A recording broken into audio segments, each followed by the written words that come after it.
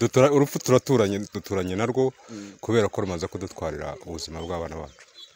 Abana babiri bose bamaze kwitaba Imana bitewe n'iruhurura. Ni ruhurura iherereye mu karere ka Gatsibo mu murenge wa Kabarore mu kagari ka Karenge. Ubwo abaturage bavuga ko ruhurura yabiciye abana babiri ndetse n'abandi bantu bakayikomerekeramo hatagize igikorwa bazayishiriramo. Abana babiri. Abana bangahe? Abana babiri bavuyemo barapfa rwose turashyingura. Ibyo ngibyo twabimenyesheje ubuyobozi n'ubuyobozi bwarahageze ariko ntacyo wikora.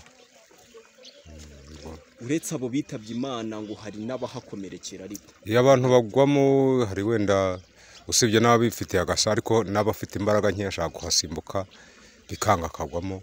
Hari umukecuru waguyemo icyo kora we ntiyapfuye ariko yaravunitse. Urumva rero ko bibangamye rwose. Nitwa Mumararungu. Ntuye mu mudugudu wa Mutarama, akagari ka Karenge, umurenge wa Kabarore, akarere ka Gatsibo, intara y'Iburasirazuba.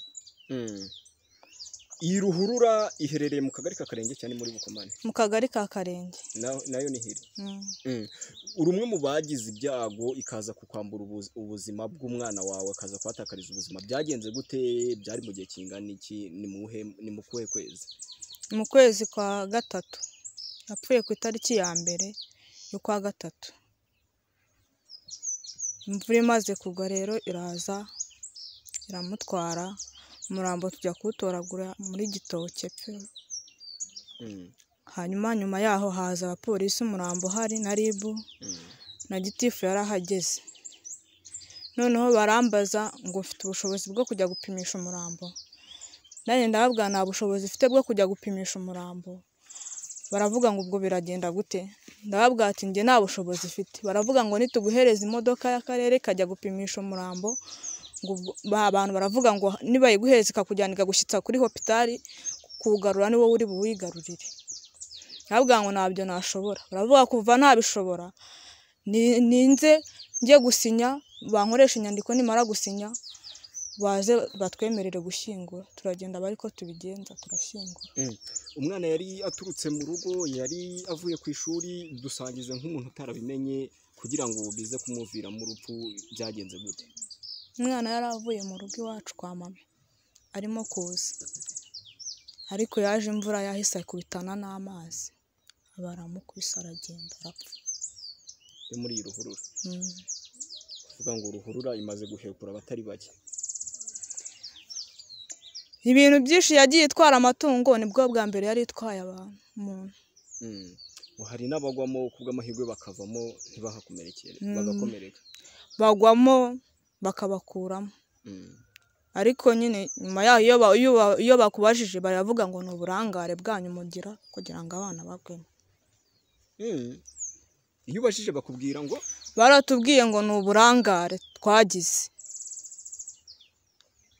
Ubwo rero natwe tuyifata gutyo. Abantu rero bagomeza batangaho ikibazo cyo kuri uru ruhurura, nta nubwo ari ubwa mbere haje hano abanyamakuru, ubu ni ubwa kabiri baza kumbaza.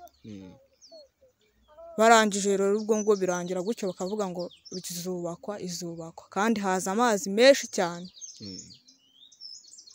Kandi ngo iki kibazo bakaba barakimenyekanishije kuva ku murenge kugeza ku karere, ariko bakaba babasezeranya ko bazagikora umwaka bagategereza amaso agahera mu kirere kugeza n'iyi saha. Rwose yewe n'inzego z'umutekano zarahageze, visi meya yarahageze, ushinzwe ubukungu, gitifu mirenge w'akagari ntibahasiba, ba sosiyali ntibahasiba, ariko nta gikorwa rwose kigaragara na kimwe.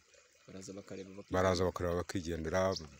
Rimwe hari n'abanyamakuru biheze kuza abantu sinibuka radiyo iyo ariyo, ariko baraje ndetse nanjye twaravuganye ubwabo, ariko bavuga ko babibajije meya ubwe aravuga ati ingengo y'imari y'ubutaha izakora ahangaha, ariko nabwo no kubitega amaso ntituzi niba bizakora. Ngo bamwe bati icyifuzo ni yubakirwe cyangwa se babimura. Icyakorwa kimwe muri ibyo twashima Imana ari ukwimura abayegereye, ari no kuba bayifunika bakayubakira neza, byaba ari akarusho. Babitubwiye kenshi ko bazatwubakira uruhuri ikava mu nzira, yadutwariye n'umwana ushize, ibyo byaratambutse, twara amatungo buri munsi turabitegeza turabibura. Hari amazu menshi yagiye asenyuka, namwe murabireba, bakatuba gusa ntabwo twigeze tubibona. Mutuzi ko byakagenze dushakira umwanzuro batwubakira ruhurura, bitabaye ibyo ubuzima bw'abantu benshi buzabura. mukeka ari iki cyihishe inyuma yo kuba nk'uko bivuze ati mubibwirwa ntihagire igikorwa, mubibwirwa bigakomeza kuba gutya kandi ubuzima bw'abaturage bugenda? Batwizeza ko bagiye kubikora, bakaduha icyizere cy'umwaka utaha, umwaka ukarangira hakaza undi, tugamba ku cyizere kiraza amasinde. Ubuyobozi ntibuze kuduha umwanzuro, twashaka ibikorwa tukabibura, bigahama mu nyandiko cyangwa se mu ngiro, twabuze umwanzuro muri rusange. Babyirengagiza buri munsi, twe ntitujya tubona umwanzuro wabyo. Tubwe ntabwo ari ko babikora, dutegeza umwanzuro tukawubura, amaso agahera mu kirere. Hashize nk'imyaka ingana? Nk'imyaka 3 babitubwiye. Hari abaturage bo hano bakira hariya hejuru, bituma n'iyi nzu iri ku ruhande bayimura kuri hejuru y'umukingo, bivuze ngo umwaka utemvura mutsiguye mwasanga yose iri hasi. Bwakabayeho mwakadukorera ubuvugizi cyane cyane. None se ubu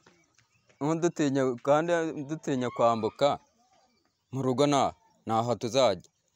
Ubwo mwakadukoreye we mufite ubushobozi mukahazana abantu bakahubaka, mukadutwerera wenda izo sima. Mudashoboye